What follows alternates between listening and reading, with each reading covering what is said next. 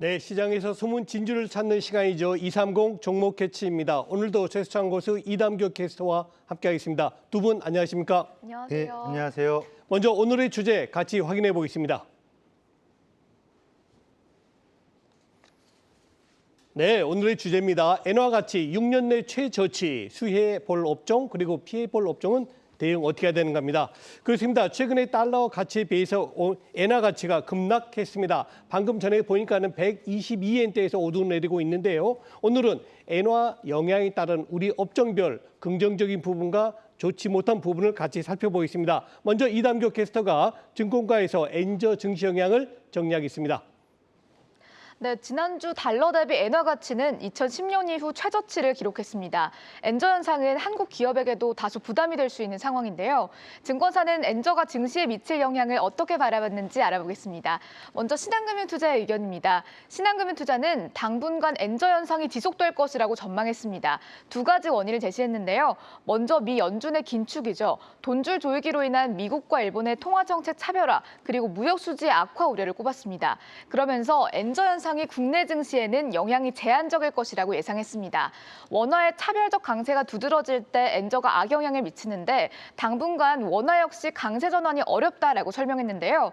다만 엔저가 하반기까지 지속될 경우 철강과 기계업종에는 피해가 될 것이라고 전망했습니다. 일본과의 수출 경합도가 높은 업종이기 때문이라고 밝혔는데요. 반면 석유와 자동차 업종에는 피해가 제한적일 것이라고 설명했습니다. 석유 산업은 원자재 가격 상승의 수혜를 볼 것이며 자동차는 공급망 차질의 완화가 기대된다는 의견을 제시했습니다. 다음은 하나금융투자의 의견입니다. 대표적 안전자산이던 엔화가 이번에는 다른 흐름을 보이고 있다고 밝혔는데요. 그러면서 엔저에도 불구하고 일본 경제는 당분간 부진할 것이라고 전망했습니다.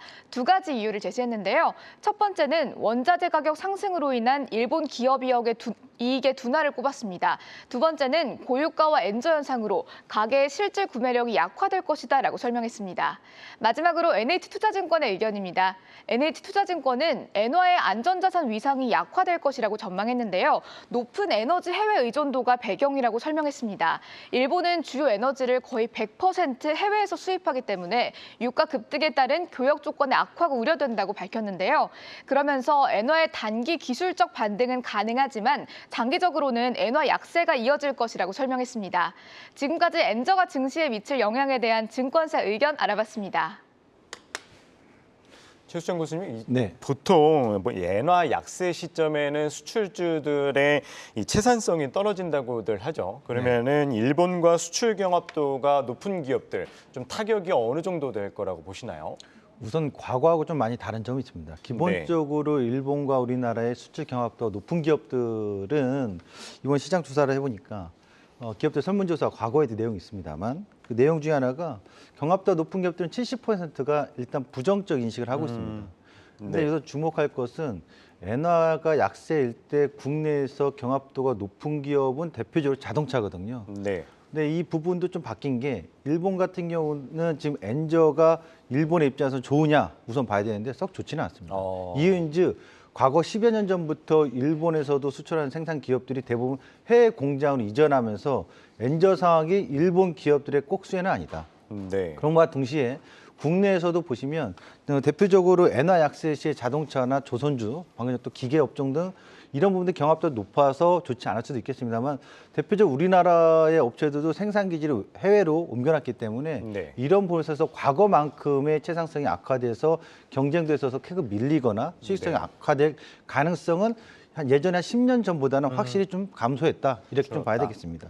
그리고 엔화 약세 시에 또 하나는 포인트는 동반 약세 시에 우리나라 원화가 네. 가파르게 더 약세거나 아니면 우리나라만 원화가 강세거나 이런 어떤 속도적인 면에서의 차이가 크면은 타격이 좀 불가피한데 최근에는 달러는 강세면서 엔화나 원화 둘 다 동반 약세이기 때문에 그 타격 자체는 크지 않을 전망이다. 이렇게 좀 보시면 좋을 것 같습니다. 네, 그렇군요. 사실 엔화 가치가 약해졌다. 이거 상대적인 거 아니겠습니까? 그래서 네. 오히려 엔화에 부채가 있는 기업도 오히려 더 좋은 호재가 될 수도 있겠는데요. 오히려 엔화 약세가 긍정적으로 보이는 업종은 뭐가 있나요? 우선 엔화 약세라고 하면은 원자 일본에서 수입하는 거 우리가 과거에 반도체 그렇죠. 쪽에 예. 소부장이 많이 나왔잖아요. 네. 그런 점에 있어서 원자재를 일본에서 직접 수입하는 뭐 반도체 관련 업체들이 네. 당연히 수혜를 볼 가능성이 높다. 그리고 이거 한 가지 주목할 것은 그 엔화가 한 10여 년 전에 아베노믹스 때 엔저였거든요. 예. 공격적인 엔저였을 때 당시 우리나라 기업들이 엔화 채권 발행을 상당히 많이 했었습니다. 네.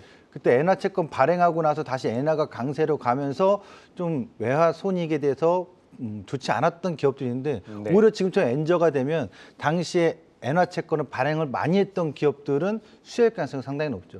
그 대표적인 게 10여 년 전에 대표적으로 포스코 같은 거 2조 2천억 정도 엔화 발행했었거든요. 엔화 채권이 예. 있었거든요. 그런 점에서 뭐 포스코라든가 현대제철도 당시에 6천억 정도의 엔화 채권을 발행했었는데 그 부분에서 수혜일 수 있고 또 롯데그룹 자체는 일본에서의 기업이기 때문에 네. 일본에서의 엔화 채권 비중이 상당히 높은 기업 중에 하나입니다. 또 한진해운이라든가 또 대표적으로 한국전력도 엔화 채권의 비중이 높은 기업으로서 엔화 채권 비율, 다시 말하면 지금 엔저 사항으로 인해서 원자재 수입 비중이 높은 기업을 볼 거냐, 아니면 엔화 채권 비중이 높은 기업을 볼 거냐, 네. 이 두 가지로 압축해서 전략을 좀 세우시면 좋을 것 같고요. 대표적으로 또 여행주, 그러니까 그렇죠. 여행을 엔화가 싸다 보니까 일본 여행 갈 수 있는 확률이 높죠. 근데 그러겠죠. 그것은 지금 코로나 네. 때문에 네. 뭐라고 저도 전망 예측하기 상당히 쉽지 않다. 나 통상적으로 엔화가 약세일 때 뭐 하나투어, 모두투어 등 여행주들도 움직였던 점.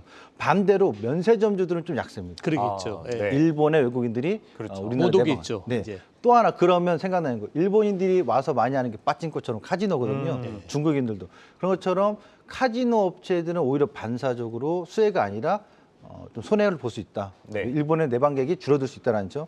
이런 점을 좀 종합적으로 본다면 제가 봤을 때는 이번에 엔저에 있어서 수혜 가능성은 원자재 수입하는 뭐 반도체 업종도 있겠습니다만 엔화 부채 비율이 높은 기업이 당분간 단기적으로 수혜할 가능성이 높지 않을까 이렇게 좀 보여집니다. 네. 네, 그러면 230 종목 캐치에 오늘 캐치한 종목은 무엇일지 화면 통해 만나보시죠.